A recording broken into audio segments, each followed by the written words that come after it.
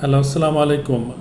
Middle ইস্টে থাকা সমস্ত রাডার সিস্টেম ইরান ইতিমধ্যে ধ্বংস করে ফেলছে, যার ফলে আমেরিকা এবং ইসরায়েলের সৈন্যরা অনেকটা অন্ধ হয়ে গেছে, কারণ রাডার ছাড়া তারা কোনো কিছু মনিটরিং করতে পারে না।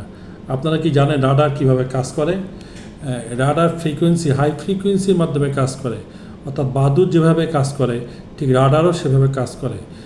কোনো একটা জায়গায় যখন রাডার বসানো থাকে তখন সে তার হাই ফ্রিকোয়েন্সি ছেড়ে দেয় এবং ওই হাই ফ্রিকোয়েন্সি নির্দিষ্ট টার্গেট ওরিয়েন্টেড জিনিসগুলোতে বাধা পেয়ে আবার সেখানে ফিরে আসে, খুব অল্প সময়ের মধ্যে ফিরে আসে। এবং এই ফ্রিকোয়েন্সি দিয়ে রাডার অটোমেটিক ডিস্টেন্স মেজার করে, টাইম মেজার করে, এরপরে অ্যান্টি মিসাইল নিক্ষেপ করে এবং ক্যালকুলেশনটা এত নিখুঁতভাবে করে এবং এত টাইমিংটা নিখুঁত থাকে যে অ্যান্টি মিসাইলগুলো যদি নির্দিষ্ট টাইমে না ছাড়তে পারে তাহলে সে মিসাইলগুলোকে অ্যাটাক করতে পারে না বা ধ্বংস করতে পারে না।